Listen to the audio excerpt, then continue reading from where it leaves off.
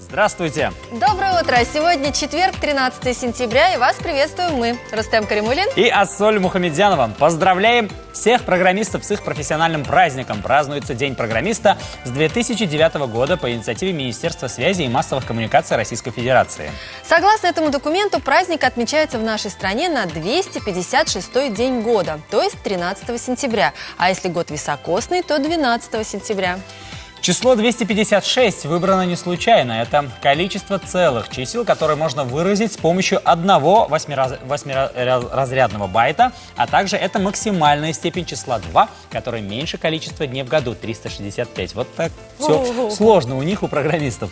У нас в программе все намного проще и интереснее, и вот о чем мы будем говорить сегодня.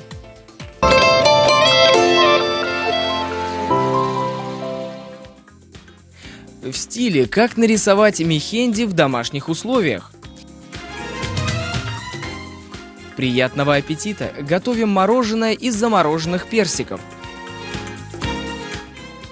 Форма. С какими проблемами поможет справиться фитбол?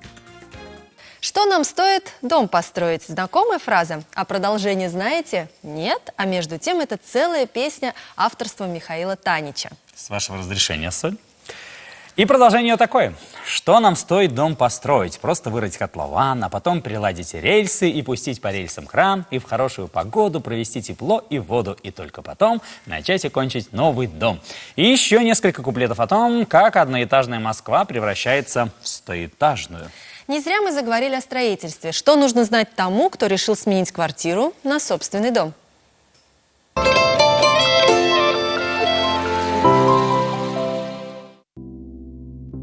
Приобрести загородный дом – мечта многих горожан. Жители мегаполиса хотят объединить высокий темп бытия с комфортными условиями быта. Главный вопрос – какой дом выбрать? Загородное строительство, конечно, имеет ряд преимуществ. И, естественно, я думаю, многим понятно, почему приезжают именно в загородное домостроение, потому что это свобода, это природа. Сейчас все больше люди стремятся к гармонии. В таком доме для каждого члена семьи можно оборудовать личное пространство. А вот какова цена вопроса? В среднем, как правило, это стоимость на загородном домостроении от 16 до 30 тысяч рублей квадратный метр. А в целом? Квадратный метр. Ну, например, соответственно, если можно за от 5 до 7 миллионов достаточно хороший дом очень построить. Но можно и дешевле, можно и дороже. Чтобы избежать проблем, необходимо соблюсти несколько правил. Очень важно при строительстве и начало строительства иметь проект дома. Что такое проект дома? Это четкий, по сути, план, как ты будешь строить свой дом, из чего он будет построен, как он будет выглядеть, размеры, планы, внутренние планировки, наружные, высоты. И желательно, конечно, это именно рабочую часть проекта, техническую. То есть обязательно проработать все детали, узлы, как, что он, так скажем, будет строиться. Для чего этот проект нужен? Для того, чтобы вы смогли разговаривать со строителями на одном языке. К сожалению, идеального материала не существует. Каждый из них имеет свои плюсы и минусы. Но вопрос, из чего же лучше построить дом? Сейчас уже выпускаются такие кирпичи, такие материалы, которые фактически вечные, которые столетиями передавались. Например, вот это клинкерный кирпич, да, и клинкерный кирпич, он тоже делается из глины, но именно из особой тугоплавкой глины. Попробуем сравнить два строительных материала. Понятное дело, газобетон дешевле, но когда сравниваем эти продукты, то есть в дальнейшем при эксплуатации керамический блок, он окупает эти средства, которые переплачиваются изначально. Процентов на 20-30 дороже, конечно, керамический блок. Газобетонный блок, он тоже имеет место быть. Есть объекты, есть высотные строения, да, где именно используются большие слои утеплителя. Вот. А керамический блок, он изначально идет без утеплителя, то есть это основное его преимущество. Можно возвести стены из блоков, можно построить дом из бруса, также есть и каркасная технология. Современное строительство многообразно, поэтому каждый сможет выбрать для себя оптимальный вариант как по цене, так и по функциональному назначению. Продолжим тему. В России вступили в силу изменения в законодательные акты, регламентирующие порядок строительства и оформления прав на частные жилые дома. Теперь для строительства таких домов не требуется получать разрешение. Более подробно о нововведениях, которые, безусловно, касаются многих граждан, поговорим с начальником отдела государственной регистрации недвижимости физических лиц Управления Росреестра по Республике Татарстан Энже Мухаммедгалиевой. Доброе утро. Доброе утро. Скажите, пожалуйста, что изменилось для граждан? На самом деле изменения довольно-таки существенные. И я начну с того, что появилось, скажем так, изменилось понятие объекта индивидуального жилищного строительства. А теперь это отдельно стоящее здание с количеством этажей не более чем 3, высотой не более 20 метров, состоящее из комнат и помещений вспомогательного использования, предназначенное для постоянного проживания в этом здании и, что немаловажно, не предназначено для раздела на самостоятельные объекты недвижимости.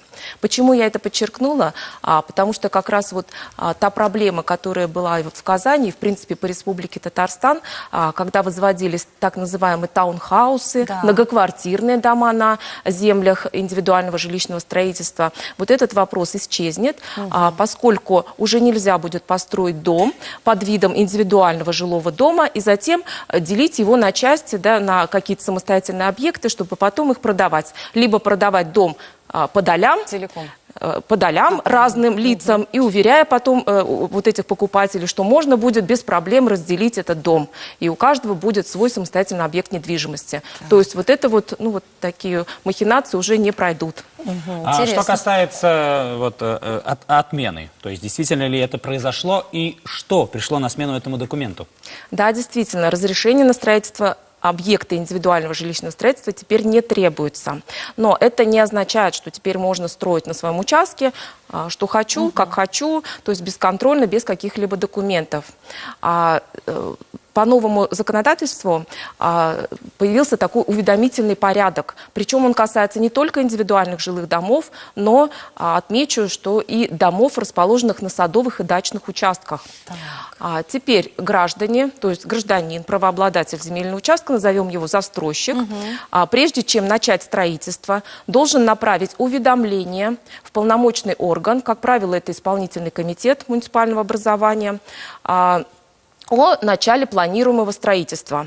То есть вот это уведомление, к нему прилагаются документы, он, орган, скажем так, извещает, что я собираюсь строить. Так, а что это за уведомление и что делать после подачи такого уведомления? Как себя вести? Да, это уведомление, во-первых, составляется не в произвольной форме, а по форме, утвержденной Минстроем России. Оно содержит конкретные характеристики объекта, который планируется построить. К этому уведомлению, как я уже сказала, прилагаются необходимые документы, предусмотренные законом. Это уведомление направляется в орган. Орган, получив это уведомление, в течение 7 рабочих дней проводит проверку на этих документах. Нет, не на территории. У нас дома еще пока нет. То есть у нас планируется строительство, проводит проверку на соответствие объекта планируемого требованиям законодательства. Вот тем параметрам, которые я уже называла, допустим, этажность, высота и так далее. Если все в порядке, то орган готовит уведомление о соответствии этого объекта, либо о несоответствии, если что-то не в порядке. Если все соответствует, то застройщик может уже приступить к строительству, и вот это согласование, оно действует в течение 10 лет. То есть, 10 лет дается, скажем так, право строить объект тот, который был запланирован. Так, тема очень интересная. Да. Мы предлагаем сейчас прерваться на небольшую рекламную паузу, а потом мы с вами обязательно продолжим. Дорогие друзья, ни в коем случае не переключайтесь.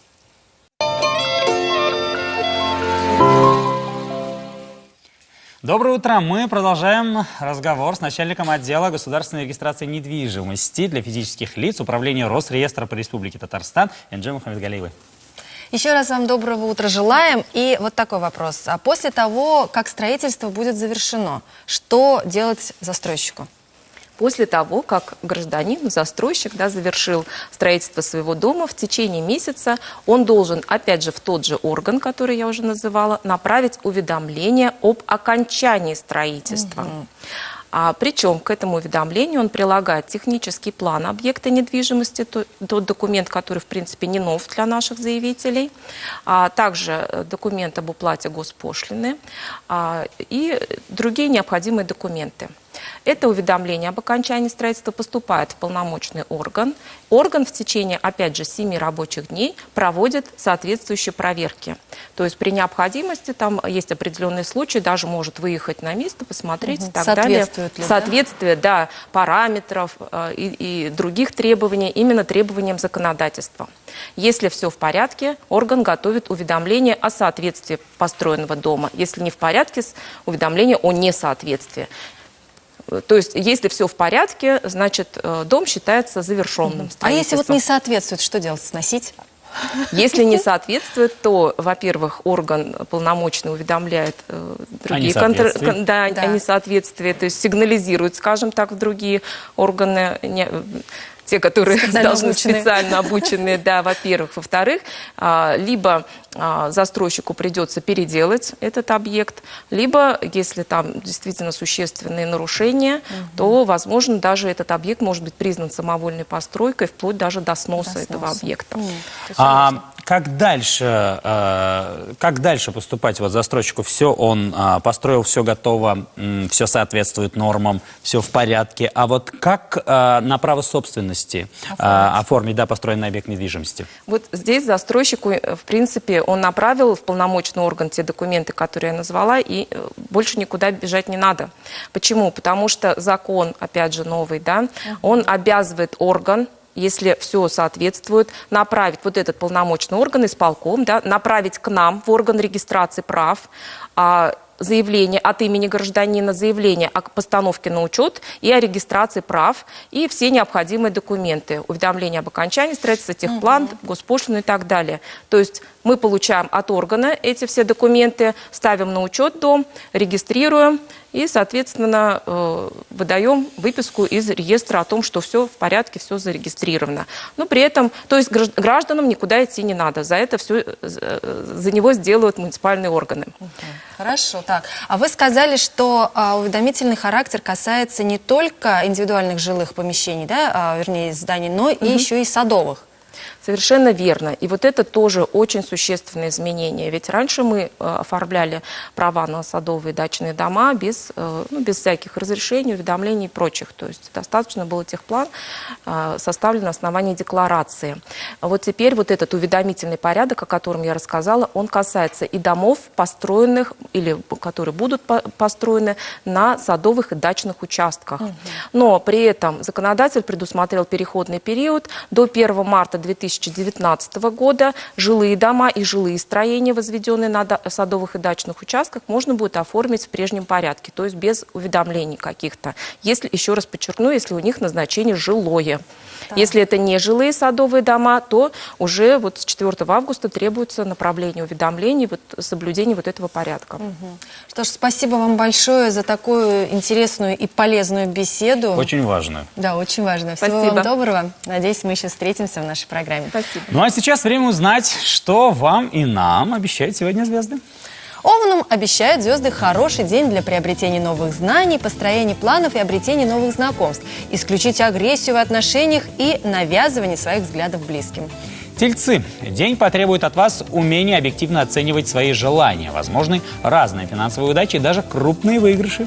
Близнецы. Вероятно, нестабильность в личной жизни и на работе. Будьте особенно внимательны с документами и договорами. После обеда возможны конфликты с членами семьи. На обед лучше домой не ходить. Возможно. Раки. Уделите внимание прежде всего себе и своему внешнему виду. Вторая половина дня отмечается неустойчивостью вашего характера. Затаитесь и не поддавайтесь на провокации. Лев. Удачный день для семьи, личной жизни, творчества и любви. Хорошее время для улучшения условий быта, крупных покупок, решения вопросов о недвижимости. Как раз о чем мы и говорили. Девы. День хорош для подведения итогов. Остерегайтесь иллюзий и обмана. Сохраняйте душевный покой. Сегодня лучше исключить все контакты с начальством. Как это интересно сделать. А мы продолжаем и сейчас расскажем о неравнодушных людях, помогающим детям. Раз, два, три, 9-летняя Виктория с мамой старательно выполняют домашние задания, а брат Артем в роли оператора. Задания бывают разные. Сегодня это совместные физические упражнения. Иногда вовлекают в игру и папу. В «Кот белый» играют сравнительно недавно, но уже получали призы. Последним был поход в кино всей семьей. Игра очень интересная, мотивирует больше проводить времени с детьми. Очень объединяет нас, сближает. Выкладываем ролик на свою страницу и получаем за это клики. Определенное количество баллов, которые обмениваются на призы. Правила игры достаточно просты. Сначала нужно зарегистрироваться ВКонтакте в группе «Кот белый». Одно из первых заданий – это рисунок, который должен нарисовать ребенок. По нему специалисты будут составлять психологический портрет участника и развивать его данные. В 2017 году игру «Кот белый» признали лучшей общественной инициативой в Республике Татарстан. Проект заинтересовал детей, потому что когда мы мониторили, почему дети входят в опасные группы, почему им там интересно, выяснилось то, что им просто не хватает общения. В эпоху инноваций и прогресса важно научить детей использовать интернет-ресурсы правильно. Такого мнения придерживаются организаторы проекта «Кот белый». Сейчас разрабатывается новая платформа не только для обычных ребят, но и для детей с ограниченными возможностями. Провести с интересом и пользой время смогут здесь и самые маленькие дети с диагнозом ДЦП. Для них планируется мини-садик. Если ребенок на коляске, просто, грубо говоря, не может по каким-то причинам ходить, но голова и руки у него свободно работают, адекватные, он может себя посвятить, допустим, любой профессии, которая сейчас не занимает физической нагрузки. И основное, кто здесь будет, так скажем, присматривать за ребенком, это, конечно, работники, специалисты с медицинским образованием. Здание уже выделено. С ремонтом помогают неравнодушные. Хочется помочь детям нашим, чтобы они занимались, потому что таких учреждений очень мало в Казани у нас. У нас тоже большая компания по отделочным работам. И заказчики, и кто-то что-то мы предлагаем. Вот таким-то делом занимаемся, как бы делом-то хорошим занимаемся. И каждый не против какой-то материал тоже выделить на это. Вот этот весь материал, соответственно, предоставим сюда. Помочь может любой желающий инициативой, личным участием и финансами. Данную комнату планируют выделить для детей с ограниченными возможностями. Она будет оборудована специальными тренажерами. Если все сложится удачно, то уже в новом году центр начнет функционировать. Продолжаем нашу программу. Нужно ли вам похудеть? Узнайте с помощью обычного сантиметра. Измерить нужно область талии. Для этого поместите сантиметр буквально над подвздошными костями и убедитесь, что лента расположена строго горизонтально. Кожа под ней не должна морщиться. Измерение проводите на выдохе. Итак, для женщин опасные цифры начинаются с 90 сантиметров талии, если женщина не беременна. А для мужчин со 100 сантиметров. Избыточное количество жира именно в этой области провоцирует развитие сахарного диабета второго типа, артериальной гипертензии и ишемической болезни сердца. Наш сегодняшний рецепт как раз для тех, кто хотел бы скинуть лишний вес. Мороженое, но из персиков.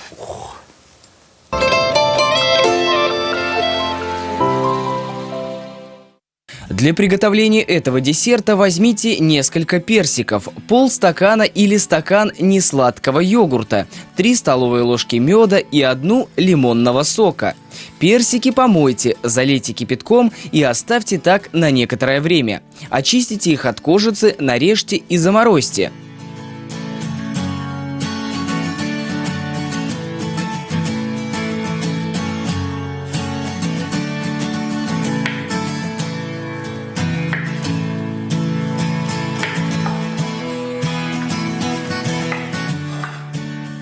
Затем достаньте, положите к ним мед, сок, йогурт.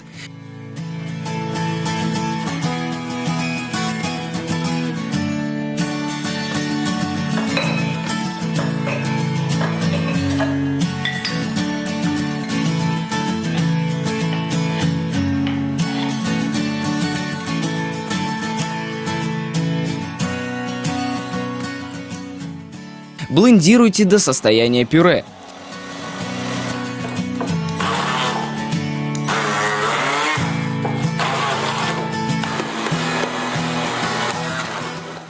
Перед подачей снова заморозьте.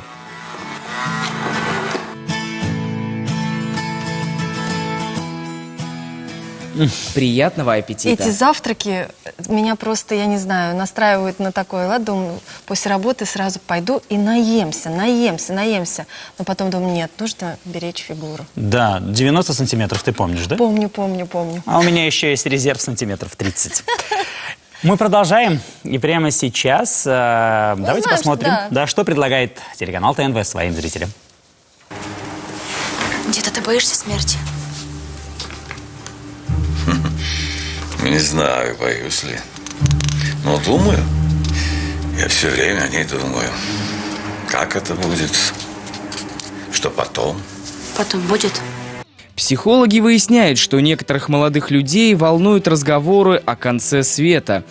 Кто-то даже готов умереть, лишь бы не дожить до массовой катастрофы. Группа «Счастье» решает принять срочные меры. Смотрите сегодня в 12:00.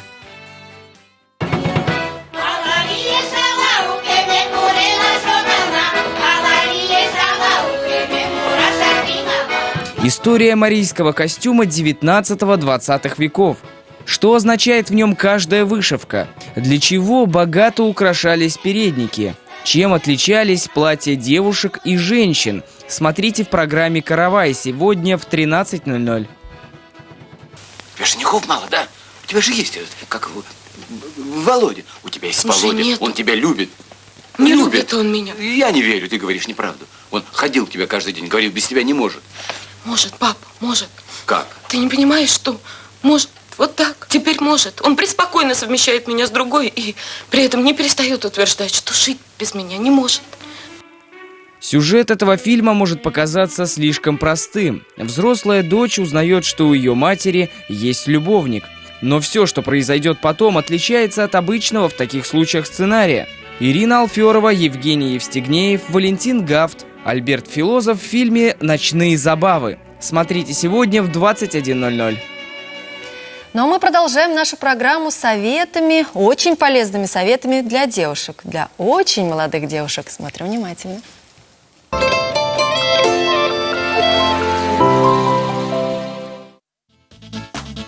Каждая юная девушка мечтает выглядеть ярко и женственно, но не всегда представления юных модниц о красоте бывают приняты обществом.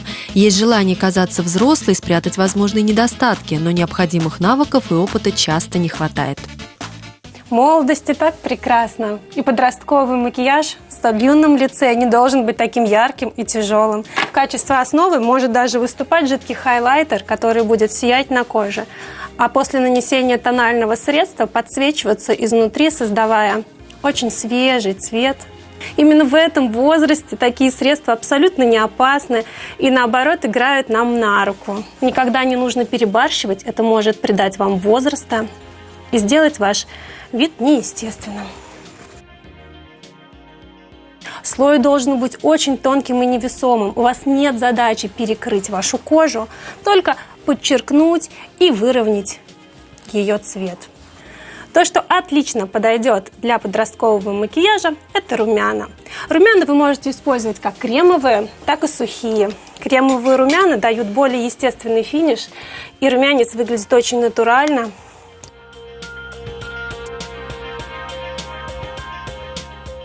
Сохраняется тренд на естественные пушистые брови, когда мы не прорисовываем четких контуров.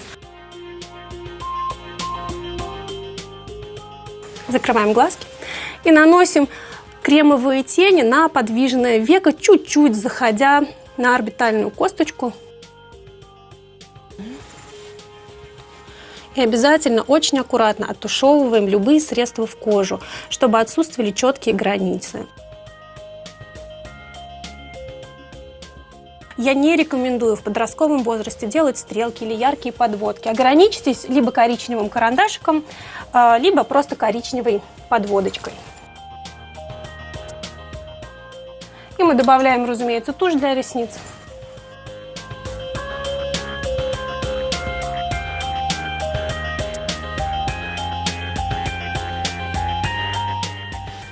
В качестве губных помад и блесков нужно выбирать очень естественные, нежненькие цвета.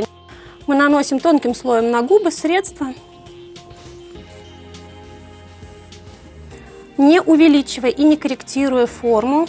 насколько это возможно.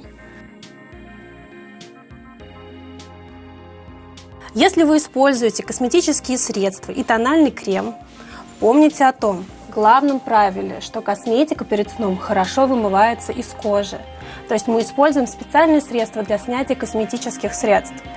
Только в этом случае ваша кожа не пострадает от использования косметики. Следим за своей кожей, очищаем, тонизируем и увлажняем. Умело наложенный макияж подчеркнет красоту и обаяние, придав лицу очаровательный образ. Мы продолжаем. Сейчас вас ждет небольшой блок рекламной информации, а дальше вы узнаете, как самостоятельно нарисовать мехенди. Я правильно сказал?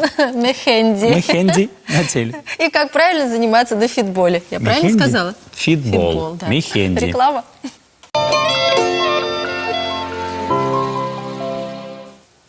Мы желаем вам доброго утра и продолжаем нашу программу. Любите ли вы вспоминать прошлое? Если да, то вы не одиноки. Минимум раз в неделю ностальгию испытывают 79% людей. Но чаще всего это случается в день рождения, на Новый год или другие семейные праздники. Психологи из университетов Великобритании выяснили, что ностальгия есть полезной для психики функции. Доказано, что она поднимает настроение и помогает нам почувствовать себя любимыми, что вселяет уверенность в будущем и позволяет вспомнить все хорошее, что уже случилось. Наш следующий сюжет, надеемся, тоже поднимет вам настроение, да и бодрости придаст.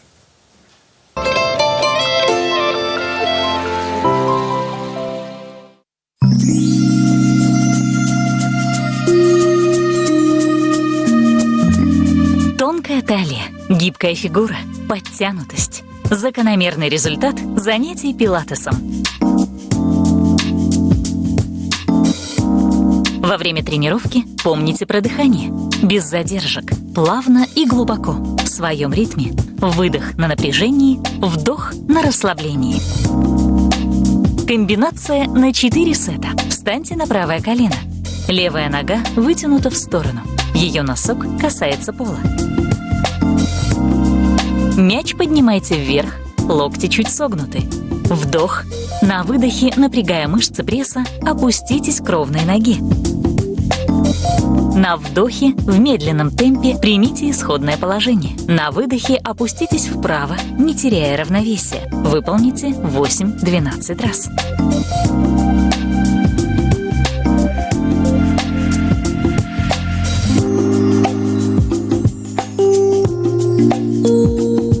Боковой подъем.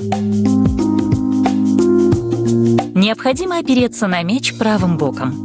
Руки уберите за голову. Локти отведите в стороны. На выдохе поднимите корпус до вертикального положения. Правое бедро не отрываем от мяча. На вдохе отклонитесь в исходное положение.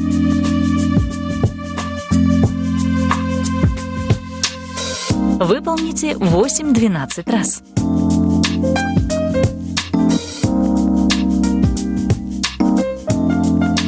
Планка. Сидя на коврике, отведите фитбол влево. Левую ладонь поставьте за спиной. Правой упирайтесь на мяч. Стопы наклоните влево. Приподнимите таз.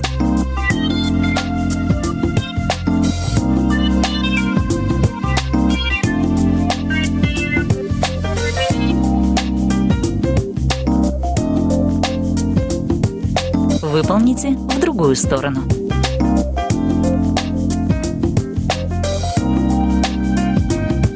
Скручивание. Лягте на спину. Ноги с мячом поднимите вверх. Поясницу прижмите к полу. Ладони уберите за голову. На выдохе ровными ногами закрутите мяч. Локтем потянитесь к колену. На вдохе вернитесь в исходное положение. Выполняем 8-12 раз. Скручивание с фитболом. Ноги согните в коленях. Руками держите мяч. Отрывайте от пола плечи, лопатки. На выдохе потянитесь мячом к пяткам, одновременно отведя колени в противоположную сторону. Исходное положение, вдох, и влево выполните скручивание. Выполняйте 10-12 раз.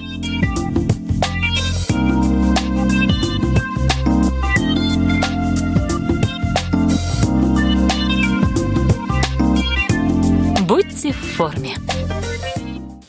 Я не знаю, смогла бы я повторить именно это упражнение или нет, но любоваться этим можно, мне кажется, бесконечно. Согласен. Нет, мне понравилось на самом деле одно упражнение. Вот было в самом конце, буквально за 2 секунды до окончания. Это она села на шарик и Вот это самое легкое упражнение, это самое приятное. Но мы продолжаем. Необычный способ украсить руки, вернее, ногти, предлагают в одном эпатажном московском салоне красоты.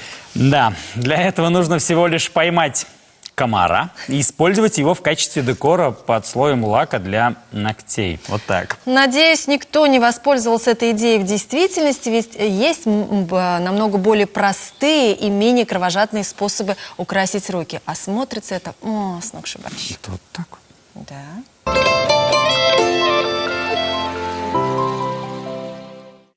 Говорят, что мехенди – это песня, написанная хной. Многовековая восточная традиция украшения тела рисунками за последние годы стала горячим трендом во всем мире. Конечно, мы тоже не смогли пройти мимо этой темы. И сегодня расскажем вам, как можно нарисовать мехенди в домашних условиях.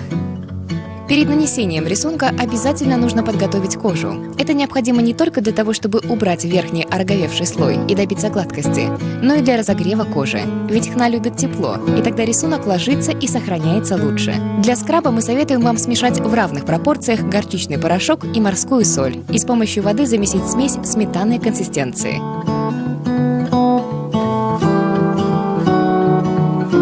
Рисунок хной наносится прямо со срезанного кончика конуса. Как правильно выбрать хну для мехенди? Все необходимые материалы можно купить в специализированных магазинах, как обычных, так и онлайн. Выбирайте только натуральный продукт. Синтетическая хна с различными добавками очень опасна для кожи и может стать причиной ожогов и аллергии.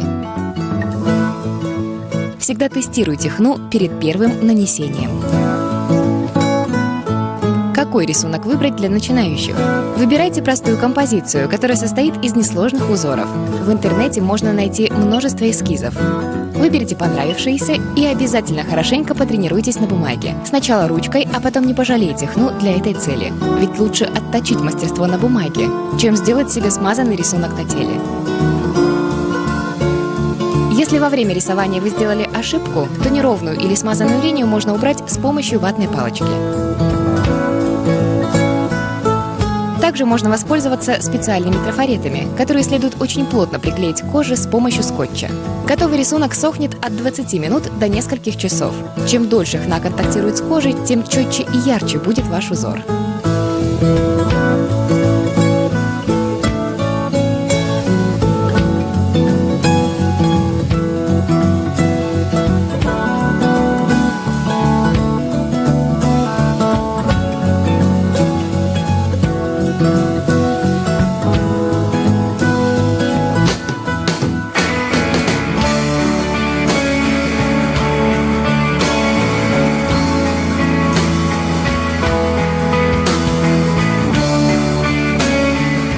Не мочите подсыхающую хну и не сушите ее искусственным способом. Дождитесь, пока корочка сама будет отваливаться. Лучше всего наносить мехенди поздно вечером и оставлять на ночь, чтобы не было контакта с водой и моющими средствами. Сколько держится рисунок? Все индивидуально и зависит от типа вашей кожи. В целом мехенди держится от 1 недели до 3. Как продлить жизнь орнамента? Сразу после снятия корочки и в течение 3-4 дней утром и вечером втирайте в кожу специальное масло для мехенди или используйте другое натуральное.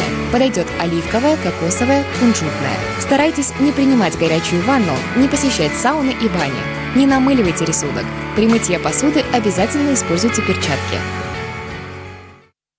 От рисунков на теле перейдем к живописи на холстах. В нашей студии Нателла Таидзе, академик Российской академии художеств, заслуженный художник Российской Федерации, лауреат золотой медали Российской академии художеств. Доброе утро, Нателла Георгиевна, очень рада вас видеть. И вы в Казани не случайно, а вы принимаете участие в Аксенфесте. Расскажите, пожалуйста.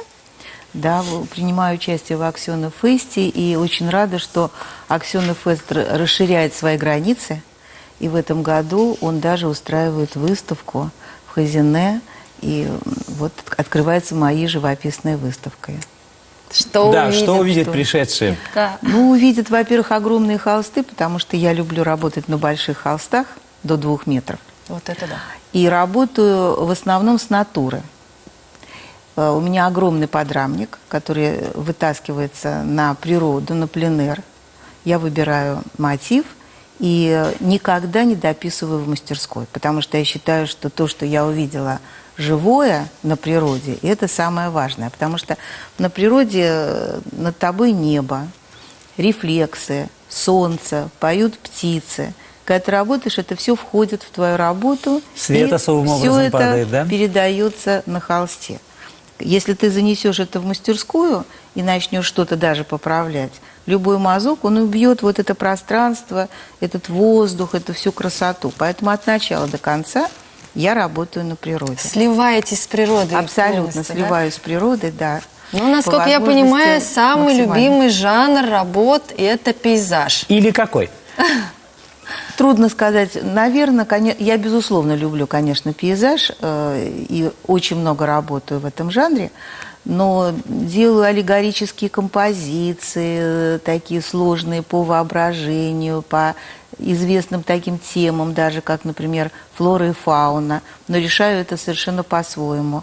И вот зритель пусть придет, посмотрит, каким образом. Это не блондинки с корзинками и цветами, а это такие женщины более такие африканского такого, сложного такого. А вот где вы находите людей для своих полотен? Или образы? Это могут быть, конечно, я могу обратиться к натуре, и мне попозируют, но я несколько делаю это условным, двигаясь в том направлении, в каком мне нужно для того изображения, которое мне необходимо. А что вас вдохновляет помимо природы? Ну вот я делаю композиции, я ставлю иногда какие-то интересные такие, складываю, как мне кажется, интересные натюрморты, делаю интерьеры, пишу интерьеры, кабинеты, такие иногда старые, мне это привлекает, какой-то старый такой полуантикварный такой кабинет. А может вас вот вдохновение вас застать в такой момент, когда вы, скажем, заняты чем-то другим, раз напало вдохновение, и вы тут же начинаете, приступаете к работе. Бывает у вас такое? Вы знаете, это было у меня, наверное, в районе 16-17 лет, когда я ждала такого вдохновения и работала. Со временем человек начинает руководить вдохновением. То есть я подхожу к холсту, и вдохновение ко мне должно прийти. И оно приходит. Подружились? Да, да, потому что в противном случае ждать вдохновения, тогда работа будет не так продуктивна. Ну, конечно, я не могу вас не спросить, как вам понравился ли вообще наш город? Успели ли посмотреть что-то? Очень понравился. Я в этот раз вот еще буду смотреть, потому что сейчас я приехала и все-таки была вокруг подготовка к выставке, к открытию. Но я была на Аксиона-фесте в прошлом году, и вот вся программа, которая была на Аксиона-фесте, я, конечно, с огромным удовольствием двигалась по этой программе и любовалась всем тем, что нам показывали. Может, что-то и вдохновит вас, и, возможно, с чем-то будет связаны ваши последующие картины. Безусловно. У меня так часто получается, и я в этом не сомневаюсь, что Ой, так спасибо, оно и будет. спасибо. Вы так красиво, так вкусно рассказали. Мы приглашаем всех, конечно же, на вашу выставку. И вам желаем творческих успехов. И приезжайте к нам почаще. Спасибо большое. Обязательно приеду. Спасибо. Всего вам доброго. Друзья, ну мы продолжаем. И сейчас афиша событий. В нашем городе происходит масса интересных событий.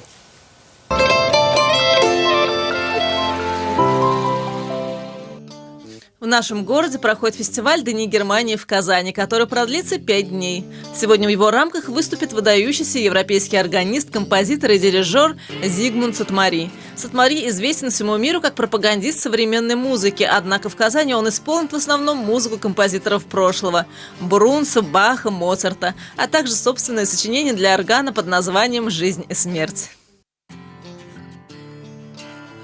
Музей современного искусства «Фава», пространство фабрика Лафузова предлагает казанцам посетить выставку «Плюрализм в Анфас». Здесь собрано все многообразие творчества казанских и российских художников, скульпторов и фотографов, смыслов и философий, техник и форматов. Сегодня в Казани стартует Аксенов фест, который пройдет под лозунгом «Странник или вечное возвращение в Казань». программе фестиваля творческие встречи с писателями России и зарубежья, художественные выставки, музыкальные вечера, всеказанский диктант, мастерские, круглые столы, дискуссии, кинопоказы и, конечно же, торжественное вручение международной литературной премии «Звездный билет». Фестиваль завершится 16 сентября. Посещение доступно для всех желающих. А у нас продолжение астропрогноза в завершении нашей программы. Весы. Звезды предсказывают вам успехи в бытовых делах, удачно пройдут встречи с друзьями. Но этот день неудачен для покупок и шопинга. Потратите много, а удовольствия не получите. Эх. Остановись, Ассоль. Остановилась. Скорпионы. День потребует концентрации, внимания на работе и точного выполнения запланированных дел. Достичь компромисса с близкими будет легче вечером. Стрельцы. Сегодня у вас конфликтный день. Это неудачное время для планирования, контактов с руководством, решения любых вопросов. Неустойчивая ситуация также ждет и в личной жизни. Успокойся, все будет Надо хорошо. затеряться где-нибудь. Козероги. У вас отмечается неоднозначная ситуация в семейной жизни, но правоту доказать на этот раз вам не удастся. Поэтому проявляйте объективность и идите на компромисс. Вот бы мне вот это. Ну все, тебе завтра, может быть, что-то подобное предскажут звезды. Водолеям гороскоп рекомендует уделить внимание детям и пожилым родственникам. Вторая половина дня удачна для принятия решений и контактов по работе. Вот, смотри, тоже хороший гороскоп. У многих, Кроме кажется, тебя. кроме меня. Рыбы, у вас наметился финансовый кризис. Проявите силу воли, контролируйте желание тратить оставшиеся и брать взаймы. Здоровье и настроение не улучшатся. Да, у меня нормальный гороскоп. нормальный Прекрасно, гороскоп. у меня гороскоп. Это все, о чем мы успели рассказать вам сегодня. А вот что вы увидите завтра. Обещаем массу интересной информации.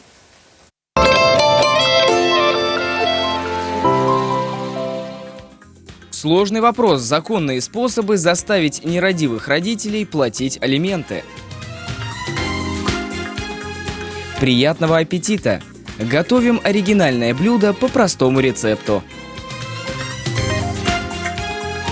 В стиле, для чего нужен лимфодренажный массаж лица.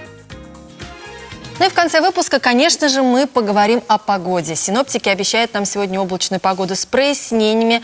Небольшая вероятность дождя все же тоже прогнозируется. Будем надеяться, что даже если пойдет дождь, он будет совсем-совсем легенький и такой освежающий. Температура воздуха сегодня по-летнему высокая, 25-26 градусов тепла. К вечеру похолодает до 9 градусов, но вечером можно потеплее одеться. Вот ветер будет порывистым, так что...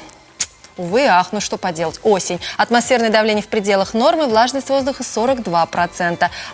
Кстати, магнитная буря сегодня обещается небольшая. Берегите, пожалуйста, свое здоровье. Вот такой прогноз погоды на сегодня от синоптиков. И это все, что мы успели вам рассказать Вот сегодня. теперь уже точно. И мы пожелаем вам хорошего продолжения дня, бодрого. Обязательно сегодняшний день проведите по возможности где-нибудь на свежем воздухе, потому что такая погода уже, наверное, скоро закончится. Да, сегодня с вами были Рустем Каримулин и Ассоль Мухамедзянова. Завтра в 8:10 утра ждем вас у экранов телевизоров, и мы вам вновь скажем Здравствуйте. Ну а пока... Всем пока. Пока.